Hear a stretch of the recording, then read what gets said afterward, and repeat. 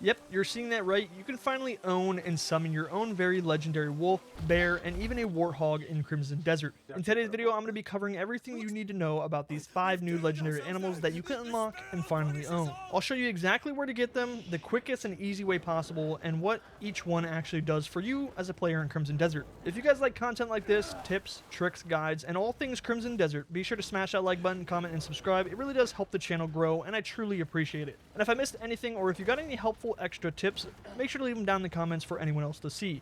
Alright, so the first animal on our list is the white bear. Now this is a legendary animal. If you guys didn't know, there are over 20 legendary animals in Crimson Desert. I'll actually be covering all 24, including where to get them and the fastest, most efficient way to farm them in a separate video, so keep an eye out for that. But for the white bear, you're going to head over to Payloon, all the way to the northwestern part of the map, just to the left of Silverwolf Mountain, at a location called the White Way Sanctuary. Once you fast travel here, look to your left, you're going to see a hill. I want you to make your way up that hill, and somewhere up there you're going to find the legendary white bear. For me, he was just laying down in a pile of snow, but he can roam a little bit, so just keep an eye out. Now once you find him, this is just like any other legendary hunt or boss fight. You're just going to take him down and make sure you got enough inventory space so you can skin him and grab all the drop. The white bear will drop a white bear helmet, which is basically a bear disguise, and honestly it does look pretty cool. But the main item you're actually looking for is the white bear claw. Now this is where things get important, and this applies to all legendary animals like the wolf, ibex, and the warthog. You're going to take that claw and you're going to bring it to any of the witches' huts within the game. Once you get to a witch hut, head over to the special crafting section and you'll be able to craft something called the Sigil of Celerity for the white bear.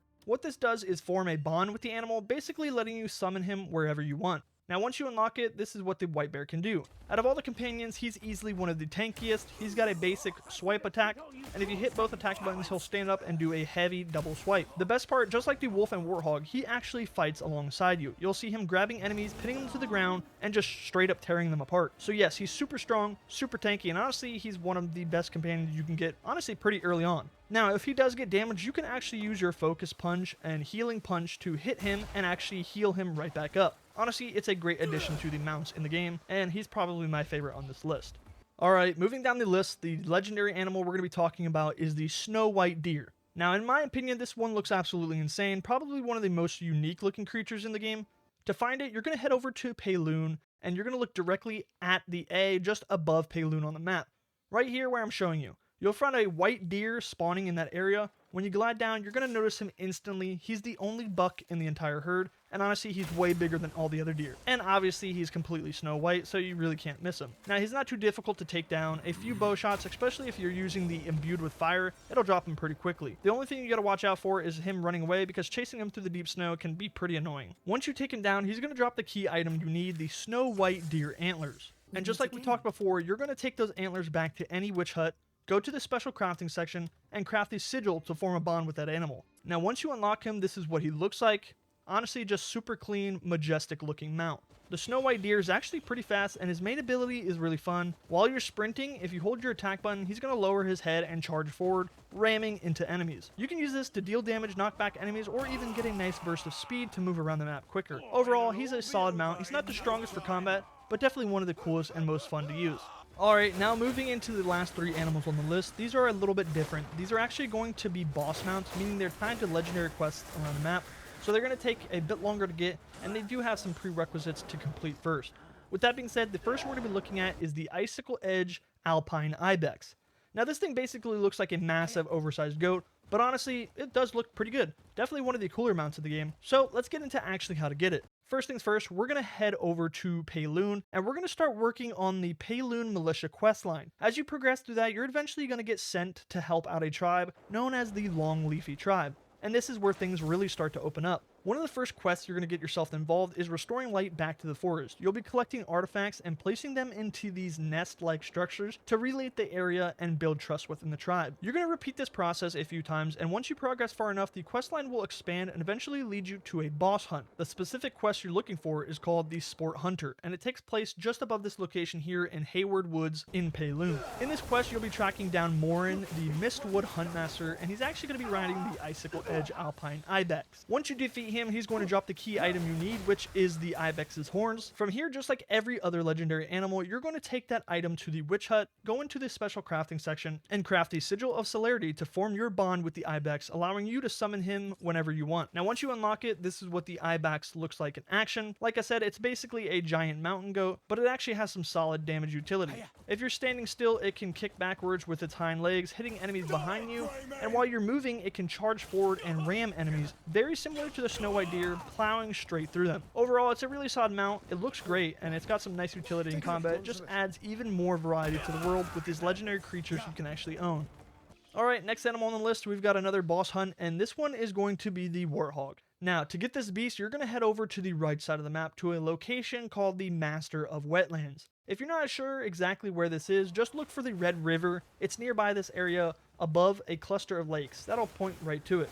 Once you get here, you're going to run into a boss named Ravik of the Savage Fangs. He's going to be with a group of enemies, and they're all going to be riding these massive, oversized warthogs. Now, your goal here is simple. Take them out. But quick warning, this fight can actually be a little tougher. The enemies here are trolls, so they are bigger, they hit harder, and they can stun lock you, and overall, they're pretty tanky. So, just take your time, play smart, and clear them out one by one if you really have to. Once you defeat Ravik, he's going to drop a few items, including a signature legendary weapon, a cube of sugar, and most importantly, the key item you're looking for, the Rock Tusk Warthog molar. From there, just like every other legendary animal, you're going to take the item back to the witch hut, go into the special crafting section, and craft a sigil to form a bond with that warthog. Once you do that, you'll be able to summon or ride him whenever you want. Now, this is what the warthog looks like, and honestly, this thing is an absolute unit. It's huge, it looks insane, and it feels badass to use. In terms of abilities, its main strength, honestly, is just raw powered. It has a charge attack when it sprints forward and rams enemies, and it can also buck upwards using its tusks, kind of like how wild pigs do in the real world. It hits hard, it's very tanky, and on top of that, it's actually pretty fast for its size. So overall, easily one of the best mounts in the game, strong, and you're definitely going to want to pick this one up. Alright, now we're getting into probably the most wanted mount in the entire game. That is going to be the legendary wolf Silverfang. I'm not going to lie, this one is 100% worth getting.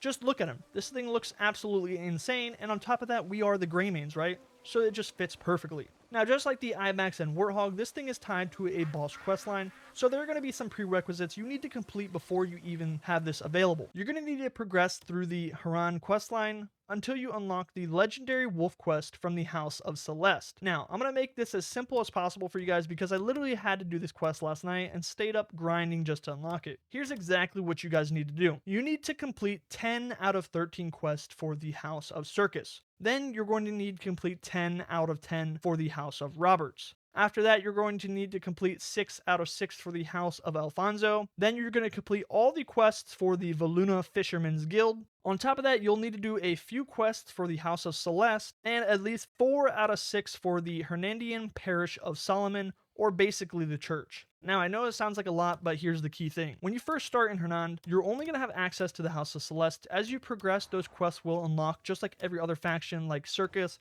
Roberts, Alfonso, and so on. So just keep pushing through those quest lines, and eventually the legendary wolf quest will unlock. Now, once you get this quest, it turns into a short quest line. You'll start by speaking with a woman about her husband that's being sent to fight at the Northern Gate. Then you'll run into a wounded soldier who's been attacked by a pack of wolves. From there, you'll be tasked with tracking down the wolf known as the Black Fang. Now, this is important. This is not the wolf we're trying to get, but you do have to defeat it to unlock Silverfang. Once you take down the Black Fang, it's going to drop a key item called the Liber Soul. This item is huge. It actually reveals all legendary animal locations on the map, and most importantly, Silverfang will not spawn until you complete this quest. Black Fang also drops an Abyss gear piece called the Shadow Claw, which honestly is really strong. It unleashes a triple swipe attack, and it deals pretty solid damage. Now, once you've done all that, it's time to go get Silverfang. You're going to head over to an area just below the ancient Rift River, located between Hernan and Paloon, right where I'm showing you on screen. Once you get here, you're going to notice basically it's a boss arena, so be careful. There are poisonous flowers all around this area, so if you step into them,